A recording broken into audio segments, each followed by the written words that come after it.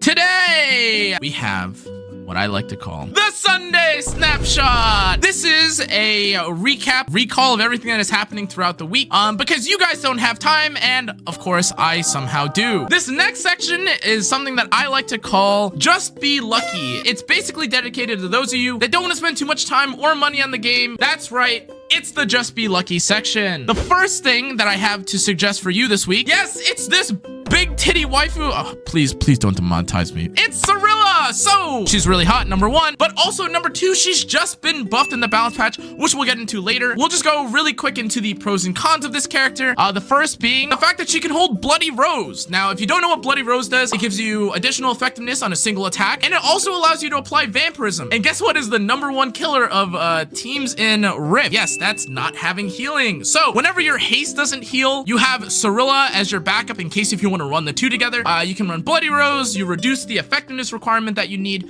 and you also get to heal your team, and she also heals herself on S2, so it's like an even bigger heal. Great! And the reason why people are using Cilla, it's because she recently got an EE. As you can see here, there's the Witch Hat exclusive equipment that got changed. I don't know what it was formerly, but now it's a defense break for 2 turns whenever you use your skill 3, and it applies before you do the burn debuff, which is really important wording because that means that in terms of priority, the defense break will always come in first for Rift. You don't have to worry about like, oh, well, like the burn comes first or like it's just a defense break in case you're afraid of bleed overstacking or something, or you don't want other debuffs to come before defense break. Now you have defense break guaranteed. It's really good. As you can see, just from one S3, not even including Bloody Rose, that's 3 debuffs that Cilla provides to the boss. And now the other thing that I was going to mention, one of her biggest cons is just the fact that she is quote unquote free. She's technically free, or she only costs 900 Sky Stones. So the milestone in time, it costs 900 Sky Stones, lets you open up an old side story. You gain access to not just Cilla from this, but you also gain access to Chatty, which is really good. I know you guys don't want to do it, so I did some math. 11,000 is the cost of pity, in order to get a character. So in other words, if you want to get haste, technically speaking, the distance from 11,000 from 900 is 10,100 away, and technically the distance from 0 to 900 is 900. So if you're technically subtracting the cost of pulling or getting Cilla from the cost of pity, the distance between that and the distance between 0 and the number 900 is lesser. So 10,100 is actually greater than 900. 900 equals free. There's your daily dose of boy math. Yes, this character is literally free. Now, the next thing that I'm sure you guys are wondering about is this recently announced, I didn't even know that there was an announcement for this. It's the Blessings of the Rift. As you could read there, it says there's a 20% additional Rift equipment drop chance, which is kind of deceiving, kind of deceptive. I don't know, maybe I've just missed out on it, but I'm going to clarify what it does, or at least what I think it does. Since you are guaranteed 2 drops when you clear the boss, this is kind of confusing because it doesn't drop you a 3rd piece necessarily, or it's not like a guaranteed chance to drop a 3rd piece. What I have seen is that, like, you'll see in like the little acquired items thing that I have here on the side, sometimes there'll be like a little plus icon and it indicates you get something either from a bonus or you get something from like your pet. It'll be a pet paw. This little 380 image down here, it has like the little fire icon. It has the little paw print. The paw print is when something comes or you get something as a bonus from your pet, but the plus sign, the other sign, is when you get something from the active buff event. So what this basically means is that sometimes you can get up to 4 items. The chances of that happening, I think, are less than like 5%. Rift is already better if you are trying to do a multitude of content when it comes to PvE content during a buff event or a buff weekend, so you can cash out. It's already going to be better. Like, you might as well do it if you aren't like at that point, or if you're already past the point of only needing Banshee or only needing Rit or only needing Wyvern or only needing Asthmatic, or alternatively, if you just want to farm everything all together, then you should be doing Rift. And there's a nice little buff, like a slap on your ass, basically. But the long story short of it is, please join the Discord GG/Canna, so we can help you clear Zeo if you are concerned about whether or not you can clear or gain access to Rift. Anyways, casual plug, but yes, long story short, join the Discord if you need help getting to Zeo or like need advice about getting to Zeo, because I think that Rift is pretty important, and Rift or Zeo himself is really not that hard. So let's talk about the E7 balance patch. The big thing that obviously was dropped this week: Lone Crescent Bologna, Death Dealer Ray, Araminta, Cilla, as I mentioned before, and Benevolent Roman. And then we have the artifacts that were changed. We have the Bastion of Perlucia buff and Durandal buff. I haven't seen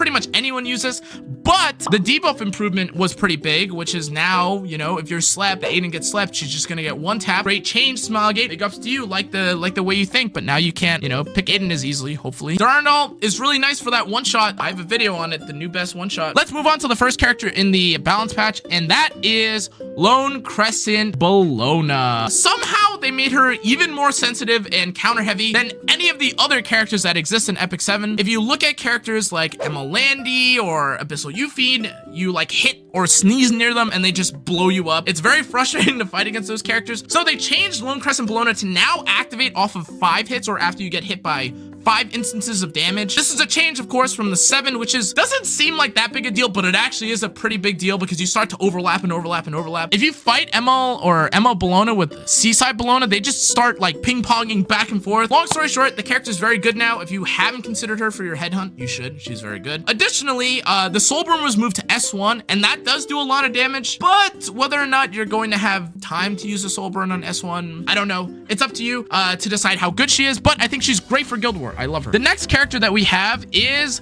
Death Dealer Ray. This character is probably the most, no pun intended, toxic character that EpicSeven has released recently. They basically did what everyone asked, which is remove the focus from his kit, let him S3 on turn 1. And what did it cost? Yes, that's right. It cost literally everything, because when they removed the cost of his S3, they for some reason gave him or kept the extra turn. So now what he can do is S3 into S2 and your whole team is slapped poison and you can't do anything anymore, which is not very cash money. It is quite cringe. Paired in with the fact that you can counter and sleep. It has happened like a number of times now where they will hit my Death Dealer Ray or something and I'll just counter hit them and they fall asleep. You know, they waste the extra turn. And of course, Death Dealer Ray Solitaria players are eating good. They love this. No one else is enjoying the game though, so down with the cringe team. In all actuality though, like slow players are the ones that are probably like the most miserable right now because Famir is out, Knockwall is out, and Death Dealer Ray is out. You basically can't play a tank or like slow character for your life. Anyways, moving along, we have Benevolent Roman or Broman, who, okay, the stats look really bad on this one. He's on secondary gear. So with my Benevolent Roman, I have a decent amount of effectiveness. I have speed. I have crit chance so that I can, I guess, pair him with Commander Pavel. But this character was obviously designed to bait and counter Zeo players or Zeo arena offense or Zeo defenses, either in Guild War or in arena. He does that very well. And if you like defense break and silences across an entire team, this may be the character for you. I do want to make a bit of a PSA. It's kind of a rising trend now with Knockwall, her artifact, and then into Famir, and now this Roman buff. Basically, Smilegate has admitted that there's not enough damage in the game. So if you want to deal damage in EpicSeven, you need a defense break to deal damage. They'll obviously introduce something that cleanses or reduces all the defense breaks and all the debuffs, but in any case, he's really great for defenses and stuff like that. If you haven't built him already, he's pretty easy to get. That's a great character. And finally, we have Araminta. I tried Araminta recently, and all I can say is that she's okay for Rift progression. This is obviously not the build that you should use for Araminta. She gives attack buff, and she does have debuffs, and she also has a barrier. Kind of a throwback to the last video that I did. I did show off Pillus's play rate, so here is Araminta's. Oh, that's right, no one is using her. And of course, they did change her exclusive equipment, her option for number 2, where now you can choose to detonate it, which makes some sense, but not really any sense because I don't think people are really using Araminta like that. But they did say that the change was for Rift, so you can do that. However, if you want to pay for a more affordable trash can, all of these down here or to the side are for sale, so pick yours up today. This character kind of sucks. The next thing that we have to talk about, aside from balance patch and all that stuff, is the quality of life change. And as you can see here, they implemented a new feature where now when you click a range, it shows off only the unlocked gear. Formerly, what it would do is it would populate or it would show you all like the locked gear and it would just be grayed out, which makes no sense because who cares? So what they changed it to is now all you see are the unlocked pieces of gear. You can just remove it. You can just sell it. Great. The next quality of life change that you might not have picked up on is the 30 button. Formerly, what you had to do was click a little setting gear wheel thing, and then you got to adjust if you wanted to do like the recharge or restart when defeated or any of these things. But now what we have is the button all in one, and you just click. If you just click on the 30 button, it automatically brings it up. You don't have to look for some random button, or you don't have to go into like the gear menu when you're looking at in game and decide what you want to do. So it's not like that big a deal, but I thought it was worth noting. I would just like to mention that Smilegate, these two things don't really count as updates. I know for some reason Smilegate likes to consider